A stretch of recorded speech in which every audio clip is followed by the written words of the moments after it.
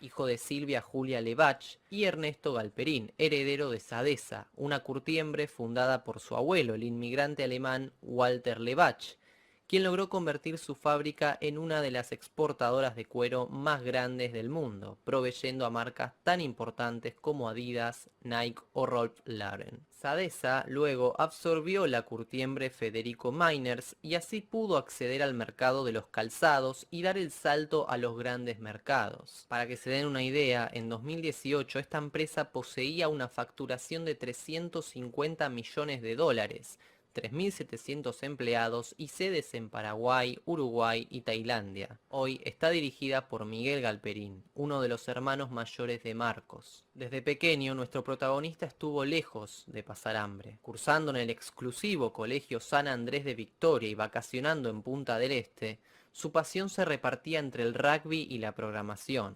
puesto que su sueño infantil era ser científico. Para cualquier niño de esa época, acceder a una computadora era una quimera, pero Ernesto siempre cumplía los caprichos de sus hijos. No es una coincidencia que Galperín haya confesado su desinterés por el comercio e incluso por el trabajo. En sus propias palabras, nunca fui empleado, mis abuelos fueron emprendedores, yo no.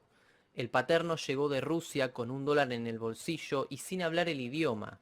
El materno llegó de Alemania y armó la empresa de cueros. Cuando acabó el secundario, Galperín no quería saber nada con el espíritu mercantil de sus abuelos y solicitó a su padre que le cumpliera un nuevo capricho: viajar a Estados Unidos a estudiar finanzas en la Escuela de Negocios de Wharton, en Pensilvania. Para entender cómo aprendió sus artimañas comerciales, basta observar los alumnos que pasaron por esta escuela: Donald Trump, Warren Buffett, ex socio de Bill Gates, e Elon Musk, un personaje muy admirado por Galperín. Ya verán por qué. También han estudiado directores ejecutivos de corporaciones poderosas como Alphabet Inc., General Electric, Johnson Johnson, Pfizer, Comcast y PepsiCo. Galperín no era una persona muy sociable, se la pasaba todo el día estudiando encerrado en su cuarto y odiaba a su roommate por ser ruidoso y molesto. Prácticamente el único amigo que supo tener, y no sin cierto grado de conveniencia, fue José Estensoro Jr., hijo de Pepe Estensoro, dueño de la empresa petrolera argentina YPF, que pocos años atrás había sido privatizada por el gobierno de Menem. Luego de graduarse en 1994, Galperín volvió con su amigo José a la Argentina y consiguió trabajo. ¿Adivinen dónde? Sí, en YPF. Logró su cometido: amistades con segundas intenciones. Allí estuvo en el área de mercados de capital y permaneció en el puesto hasta 1997, donde consiguió que la propia empresa le costeara un máster en negocios en la Universidad de Stanford, a las afueras de Palo Alto, donde casualmente se encuentra Silicon Valley, el tecnato progre de donde salieron los proyectos más distópicos de nuestra era. Ese mismo año cerró el departamento de YPF en el que trabajaba y quedó desválido. Fue salvado por una pasantía neoyorquina en el JP Morgan. Mientras cursaba en Nueva York, observó el éxito que cosechaba la joven y potencialmente exitosa eBay, que permitía a los clientes comprar y vender sus objetos por internet. Galperín quería recrear esa experiencia en Latinoamérica y estaba dispuesto a hacer lo que fuera para conseguir el financiamiento. Le comentó su proyecto y el dinero que necesitaba a Jack McDonald, su profesor de finanzas, y este hizo el arreglo para que Galperín se convirtiera en el nuevo chofer de un conocido suyo, John Moose, cofundador de HM Capital Partner, un fondo de inversión muy importante adquirido por Dr. Pepper y 7up y que en Argentina invertía en Cablevisión, propiedad de Eduardo Urnequian, posterior jefe de Javier Milei. Galperín se subió al auto y una tarde en la que debía llevar a John Moose al aeropuerto de Palo Alto, empezó a tomar caminos más largos para hacer tiempo y contarle todo su proyecto. Tanto impresionó al inversionista que antes de bajarse del auto, este le dijo: si necesitas dinero, llamame. Ese mismo año fue seleccionado como emprendedor Indevor. Indevor es una organización que selecciona y apoya a emprendedores en mercados emergentes, siendo respaldada por la Fundación Schwab y el Foro Económico Mundial. Sí, la fundación del hombre que asegura que no tendrás nada y serás feliz, y que comerás insectos para reducir tu huella de carbono mientras él tiene un sueldo autoasignado de 1 millón de euros al año. El éxito de Mercado Libre no existiría sin el aval del Foro de Davos. Y como dato de color, actualmente Galperín es miembro del directorio de la sede argentina de Indevor. Cuestión que el empresario argentino volvió exultante a la Argentina y se puso manos a la obra para terminar de confeccionar su empresa. Para ello le pidió prestado a su padre un garage que tenía en el barrio porteño de Saavedra. Y así fue que un frío lunes 2 de agosto de 1999, con 5 computadoras y una oficina minúscula en una playa de estacionamiento, nacía una de las empresas más grandes de la historia argentina. Herederos como Galperín, por ejemplo. ¿Quién? Que Galperín, el de Mercado Libre, que estudió en Stanford y fundó su empresa en el garage de otra empresa. Vieron que muy inteligente, era un garage. ¿El garage de qué? De Sadesa. ¿Qué es Sadesa? Una de las principales curtiembres del mundo. ¿Dónde tiene su planta? En donde yo empecé a militar, en Villa Caraza. ¿Qué hace su planta? Tiene un tubo que tira toda la mierda al riachuelo. ¿Y qué hace cuando vienen las inspecciones? Como tiene coimeada toda la política, cambia el rumbo, y esto lo tengo filmado, lo denuncié antes de saber que Galperín era el dueño de eso, cambia el rumbo de la manguera y la tira al barrio. Perdóname, ¿el garage era del papá? El garage era de Papi, obvio. Papi le dio el garage de Sadesa, que obviamente no estaba en el medio de la putrefacción del riachuelo, que es donde tiene la planta productiva, para que él haga su gran empresa meritoria. Entonces, él logró que para él sí haya libre mercado, entonces que no le cobren impuestos, porque planteó que era un desarrollador tecnológico, un non-marketplace. Logró una evasión impositiva tremenda, que lo denunció a Rivas, que era un recaudador de Macri, ¿no? Por eso lo fletaron. Logró una integración vertical absolutamente monopólica. ¿Y cómo lo hizo? Con un galpón que está en el mercado central, donde hoy tiene sus productos. ¿Y quién se lo dio? El Estado.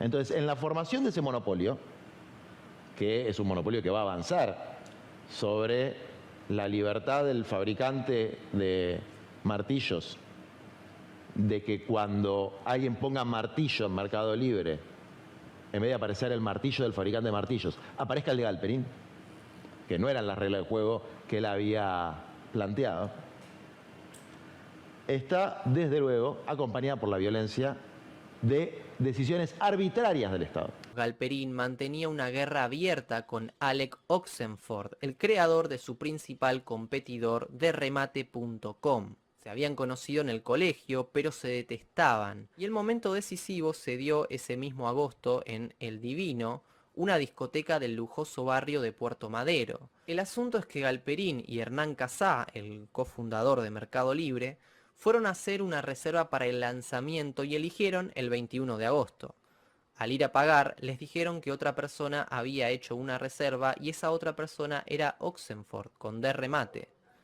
Marcos lo llamó y le pidió que cambiara la fecha, a lo que Alec se negó. Pero aquel no se inmutó y cambió la fecha para un día antes. Años más tarde, Mercado Libre compraría las obras de la empresa de Oxenford y absorbería la empresa dejando a D remate en el olvido. ¿Cómo lo consiguió? Ya van a ver. Al poco tiempo, Galperín llamó a John Muse y le recordó su promesa. Muse no solo lo ayudó, sino que además le encontró otro financista, Susan Siegel, una banquera peón de David Rockefeller y miembro del Foro Económico Mundial y del Consejo de las Américas, que en ese momento estaba trabajando en Chase Capital, una firma hija del banco JP Morgan. Entre Muse y Siegel, Mercado Libre recibió 45 millones de dólares y a cambio la inversionista se sumó a la junta administrativa de la empresa, tomando decisiones que la alineaban con los intereses de Estados Unidos en Latinoamérica. Solo con estos billetes, la emergente empresa de Galperín pudo sobrevivir a la fatídica crisis argentina del 2001, en la que el presidente Fernando de la Rúa tuvo que huir en helicóptero ante una multitud enardecida. Lo cierto es que Mercado Libre no era rentable, sufrió pérdidas por 8 años. Aún así, Galperín tuvo la capacidad suficiente para convencer a eBay de adquirir el 19% de su paquete accionario, convirtiéndose en el accionista mayoritario. Fue gracias a esta empresa norteamericana que en noviembre de 2005 Mercado Libre adquirió operaciones de Derremate.com en Brasil, Colombia, Ecuador, México, Perú, Puerto Rico, Uruguay y Venezuela. 2 años después ya estaba cotizando en las bolsas de Nueva York. Cada acción se inició a $18 la unidad y su capitalización de mercado era de $800 millones. A pesar de ser considerado por muchos un adalid del libre comercio, redentor del sector privado y un emprendedor exitoso, Galperín es todo lo contrario. Si bien muchos atribuyen su amistad con Mauricio Macri como su principal aliado en la prebenda, la realidad es que ya estaba haciendo de las suyas varios años atrás. En 2004 se sancionó en Argentina la Ley de Promoción de la Industria del Software, que en pocas palabras es un régimen de protección para que las empresas tecnológicas paguen menos impuestos con la condición de que exporten software al exterior. Si bien la empresa de Galperín no desarrolló un software, puesto que la empresa era simplemente una plataforma de compraventa, en 2007 hizo su tramoya para encuadrarse en esta ley cuando todavía el país lo presidía Néstor Kirchner. Como argumento utilizaron la excusa de que las actividades de la empresa eran un 85% de software. Por esos años el mundo vivía tiempos convulsionados a raíz de la crisis de las hipotecas en los Estados Unidos. Muchas firmas de renombre como Lehman Brothers y Merrill Lynch fueron a la quiebra. Muchas personas perdieron sus casas y sus trabajos y el mundo entró en una profunda recesión. Sin embargo, otros bancos fueron rescatados y salieron más fortalecidos que nunca, como el banco JP Morgan, Goldman Sachs y el Banco Santander. Y justamente estos bancos fueron los que financiaron a Mercado Libre en aquellos años. Sí, los mismos bancos que fueron rescatados por la Reserva Federal financiaron el proyecto de Galperín con el dinero de los contribuyentes. Lo más paradójico e hipócrita de todo esto es que Galperín años más tarde criticaría a estos bancos e instituciones por haber sido rescatadas. En el 2015, con Mauricio Macri en el poder, las cosas irían aún mejor. Mejor para Galperín, no para nosotros. Lo que antes hacía Débora Giorgi, kirchnerista de larga data y mujer de confianza de CFK, ahora lo hacía Francisco Pancho Cabrera, presidente del think tank macrista Pensar, y ministro de Producción los primeros 3 años de la gestión Cambiemos. Cuestión que su presidente, Pancho Cabrera, desestimó el informe de la AFIP que decía que entre 2016 y 2017 Mercado Libre se había ahorrado casi $32 millones gracias a la ley del software kirchnerista. Alberto Abad, titular del organismo, trató de hacer que Mercado Libre pagara por considerar que la empresa de Galperín no cumplía con las condiciones. Pero Cabrera intervino por orden de Macri y Abad se vio eyectado del puesto luego de este altercado, demostrando la prioridad que tenía Galperín para el gobierno. Y es que, efectivamente, era un aliado estratégico de Macri en su esquema de poder y a la hora de las relaciones públicas. Vos te llenás de dinero gracias a mí y luego elogiás mi gestión. Mientras se negociaba y aprobaba la reforma previsional, Galperín tuiteaba lo siguiente: por primera vez en mi vida democrática, el peronismo se encuentra con un partido de igual vocación de poder que ellos. Hoy es un día clave para la democracia argentina. Días después, Macri destrabó un crédito del Banco Nación para Mercado Libre por 4.000 millones de pesos, mientras el país se caía a pedazos. Pero eso no era todo. Corría el 2019 y Macri llegaba muy desgastado y con menos aliados. Era año de elecciones presidenciales y la recesión hacía mella en sus aspiraciones de conseguir la reelección. Así que convocó a su fiel escudero corporativo para una lavada de imagen. Galperín y el presidente presentaron juntos un proyecto de ley para generar empleo de calidad, federal e inclusivo, en palabras del CEO. Dicho proyecto fue explicado por Macri en su cuenta de Twitter. La ley propone menor costo laboral, menor impuesto a las ganancias, fomento a las nuevas empresas y estabilidad fiscal, para generar 200.000 nuevos puestos de trabajo en un sector dinámico que se desarrolla en todas partes del país. O sea, una ley del software pero con esteroides y hecha a la medida de su amigo. La ley definitivamente fue aprobada ese mismo año casi por unanimidad del Congreso y Galperín emprendió un nuevo camino lleno de beneficios y prebendas. Pese a que se jacta de ser una persona que toma riesgos y que nunca trabajaría en el sector estatal. Y es que efectivamente para él sería un cargo menor, le sienta mucho mejor el sector paraestatal. Cuando el barco macrista se hundía, Galperín fue acusado de vender letras del Tesoro argentino 12 días antes de que el por entonces ministro de Economía, Hernán Lacunza, reperfilara la deuda. Dado que vendió todos sus títulos a cambio de una enorme fortuna, no quedó atrapado en el nuevo esquema. A raíz de esto se denunció a Galperín por tenencia de información confidencial y defraudación contra la administración pública. Con la llegada de Alberto Fernández al poder y a pesar de sacarse una foto con él luego de su victoria en las elecciones de 2019, Galperín no se sentía cómodo con el nuevo gobierno y menos cuando su reputación estaba siendo mancillada. Denuncias judiciales, bloqueos en sus depósitos del gremio mafioso de camioneros comandados por el peronista Moyano, amenazas del también sindicalista peronista Sergio Palazzo por no querer encuadrar a los trabajadores de Mercado Libre como empleados bancarios.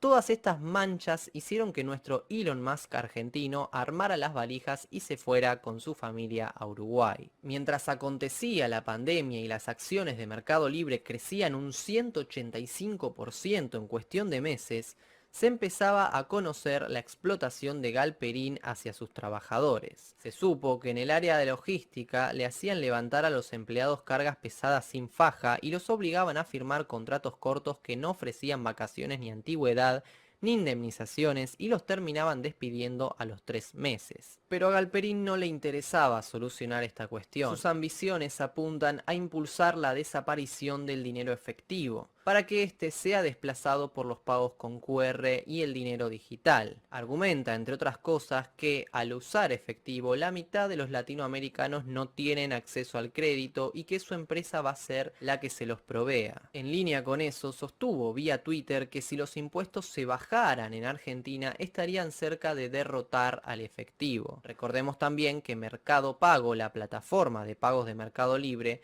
es agente de retención y trabaja codo a codo con el fisco argentino y